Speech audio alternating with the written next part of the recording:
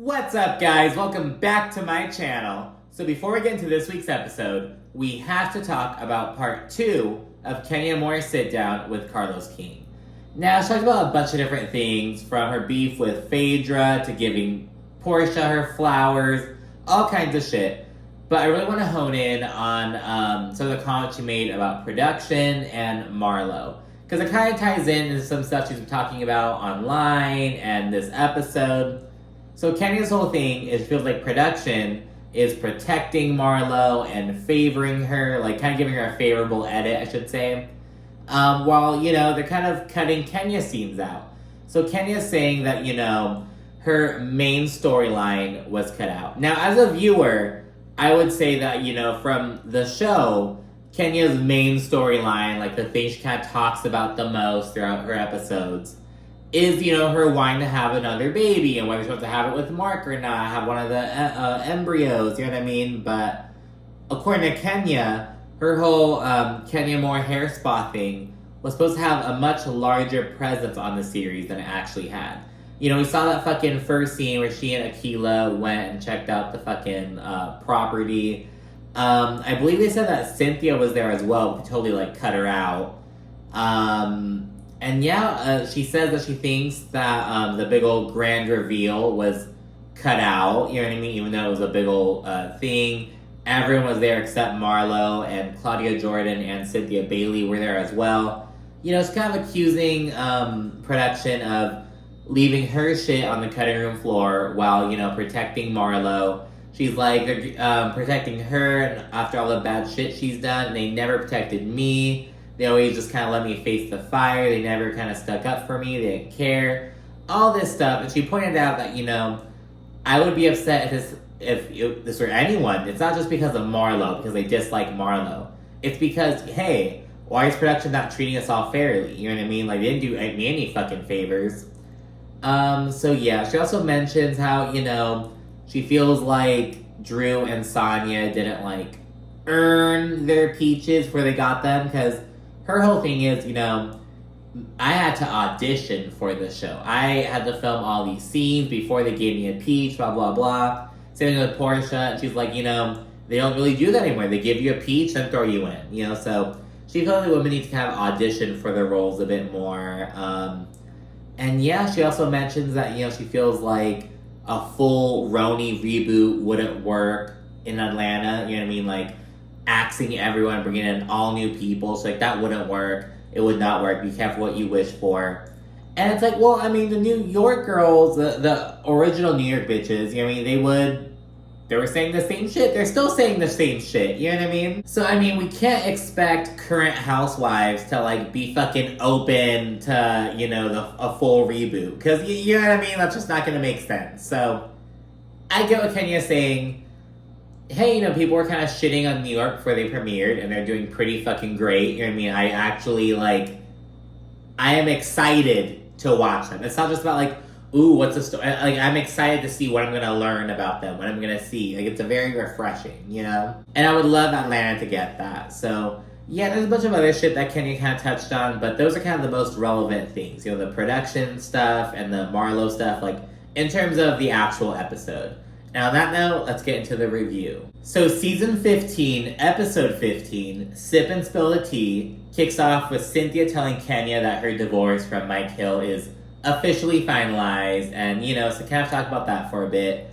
In her confessional, Cynthia's like, Kenya, girl, I have been married and divorced, and you're still getting a divorce from Mark.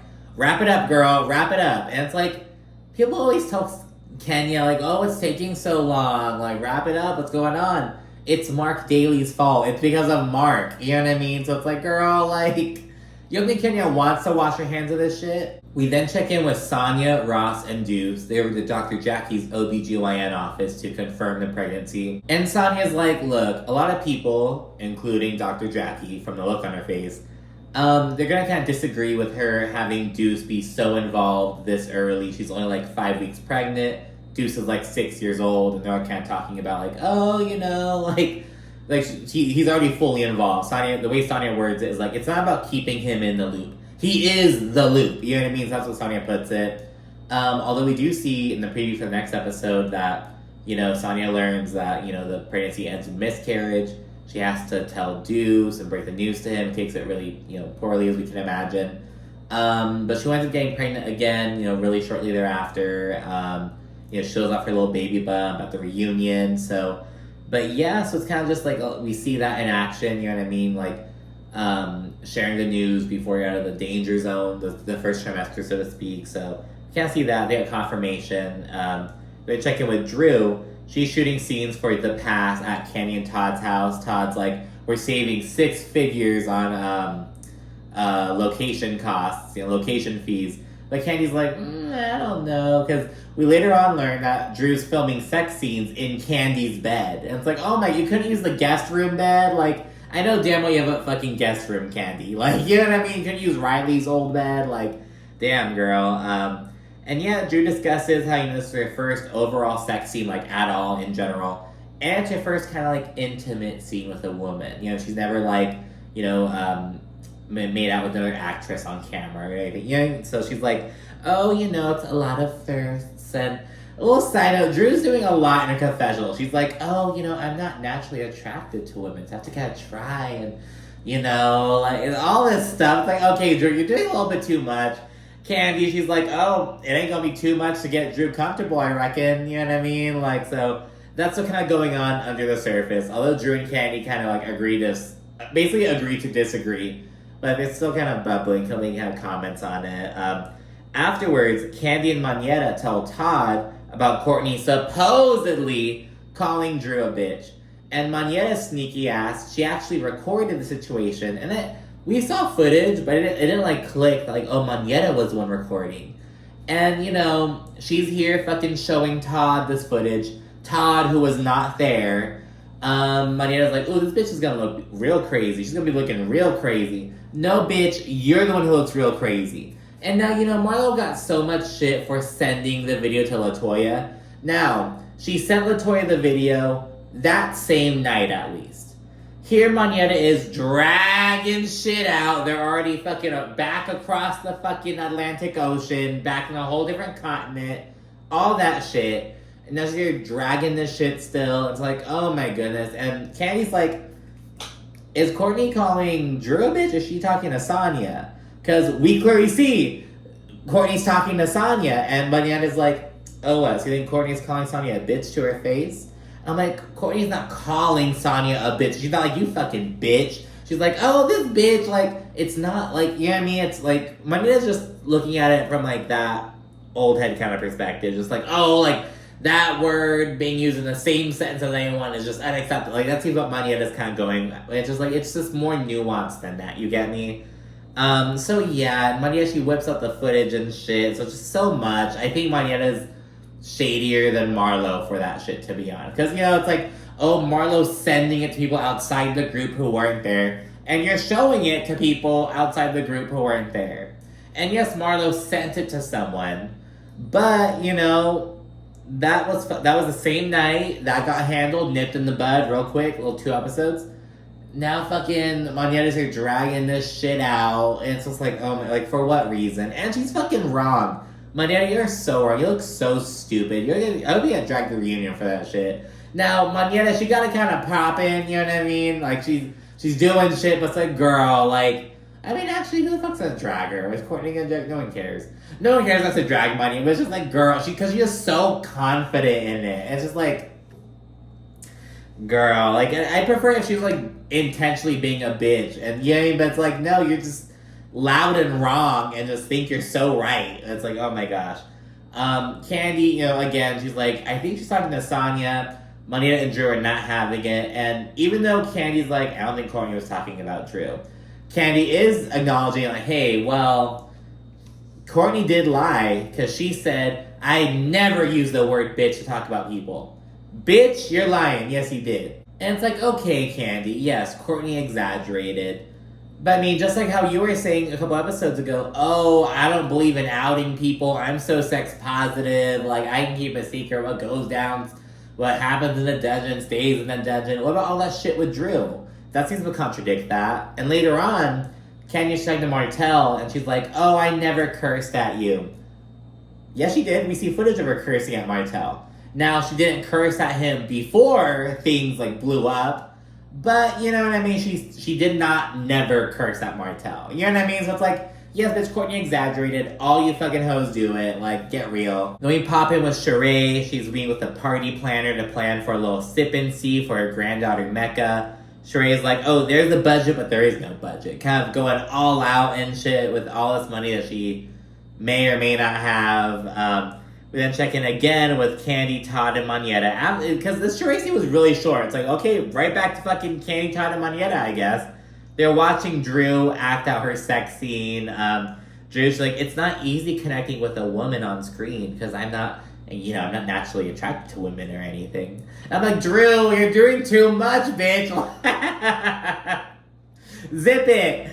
Candy, Todd, and Monietta, they're raving about Drew. They're like, oh, she's, a natural. She's just so good. Like, she's such an actress. Like, Todd's like, I can rely on Drew. I might have to do, 15 takes to get something. She's with it. You know what I mean? So, can't talk about that. Let's see, Marlo, she hosts a little foster care Fridays event. And this is what Kenya was talking about. She's like, where the fuck did this event come from? Why did my shit get cut? They're showing Marlo's.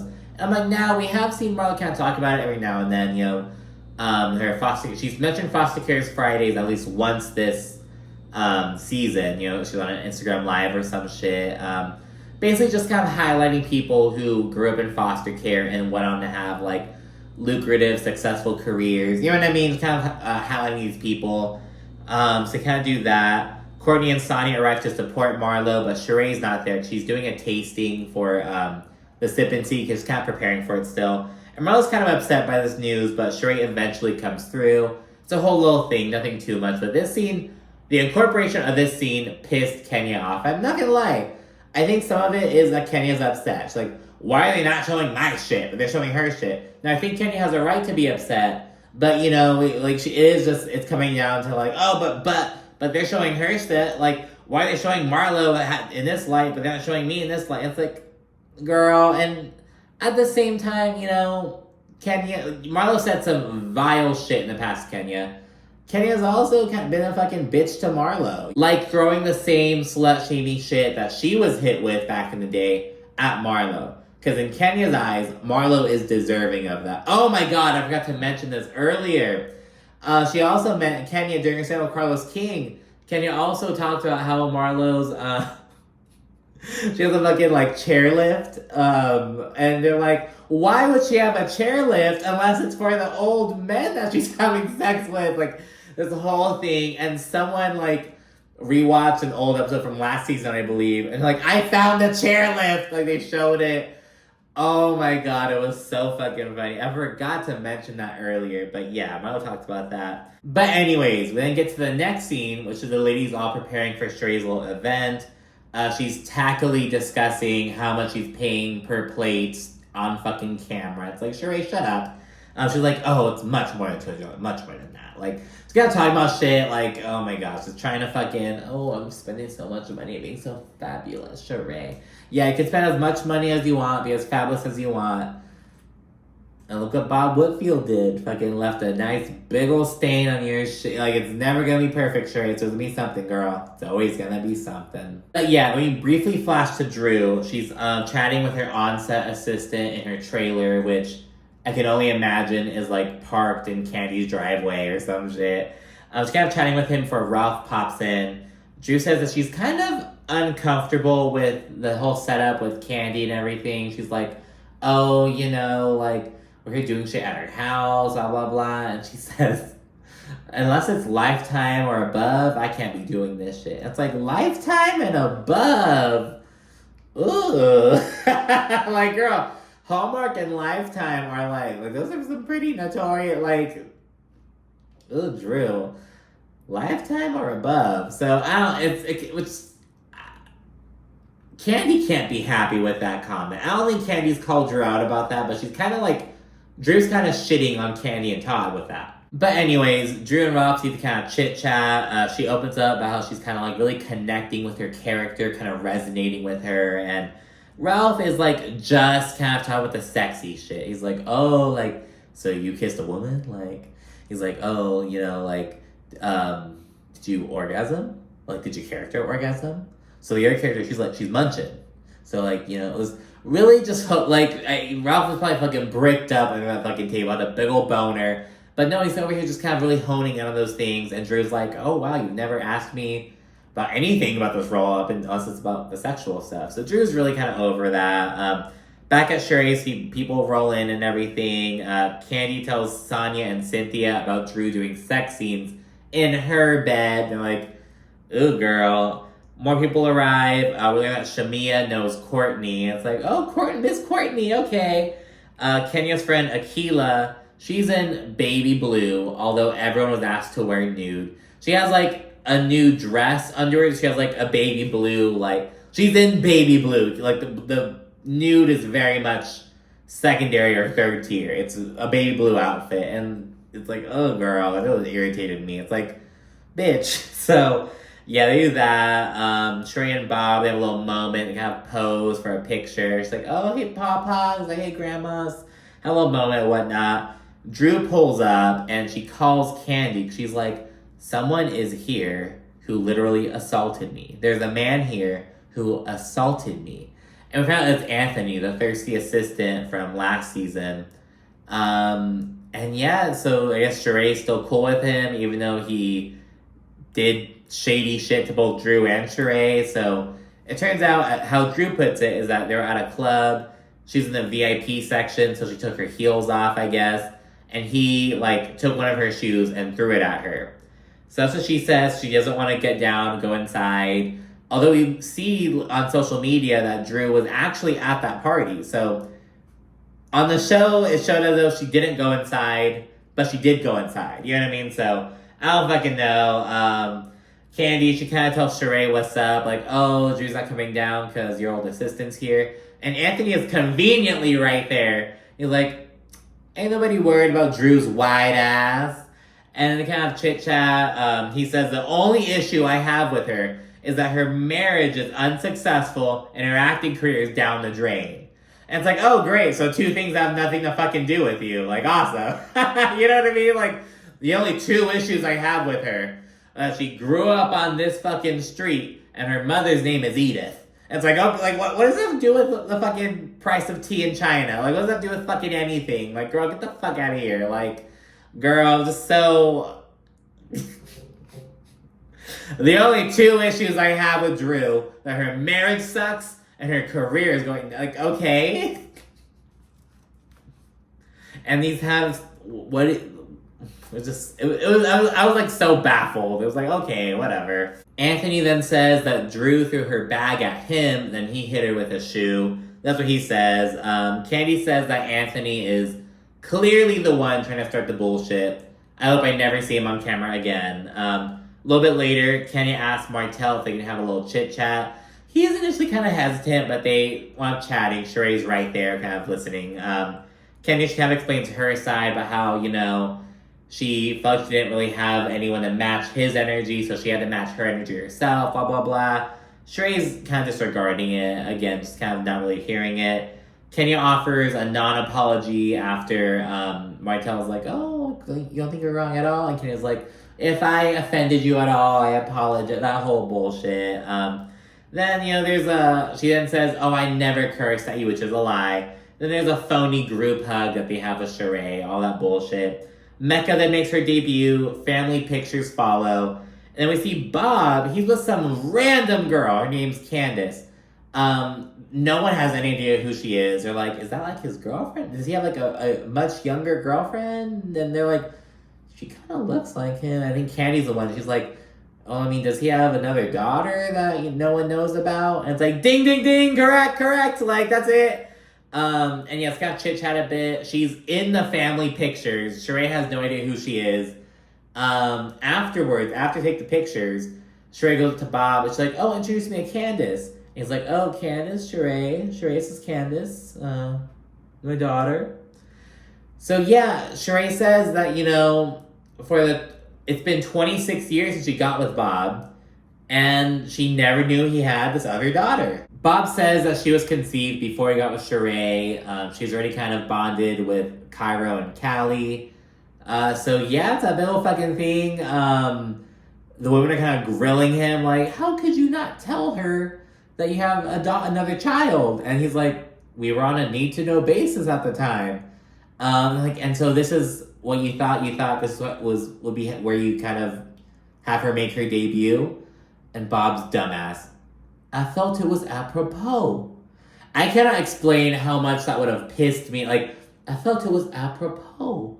Trying so hard. I was like, no, this is some fucking white trash shit. Like, what the fuck is, like, what? Like, oh my god. Like, it was, oh my god.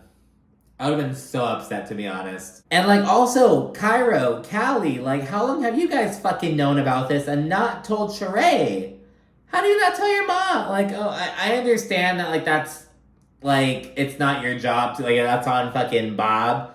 But, like, yo, what? So, that's the whole thing. Oh my gosh. And yeah, so they kind of tell Sheree, like, girl, what the fuck? And Sheree, she kind of brushes it off for being like, oh, he was a piece of shit, he's still a piece of shit. How about that? So, she kind of brushes it off. She's like, man, fuck Bob, whatever. But on the after show, Kenya and Candy were kind of speculating that she's kind of putting on a mask, putting on a front to kind of like hide her true feelings almost. So, yeah, that seems to be the main, like, they're all like, yo, what the fuck? But yeah, it's just like, yo, Bob, fuck Bob Whitfield, fuck Bob. So whatever, but, you know, I think the biggest thing is just, like, Kenya's sit down in conjunction with the episode, the trajectory of the season.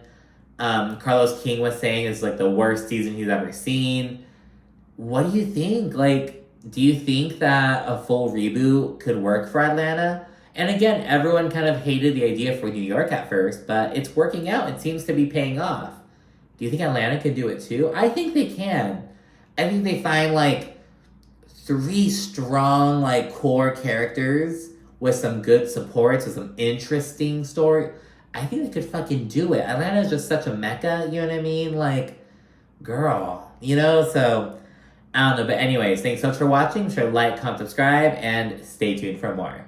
Thanks again. Bye.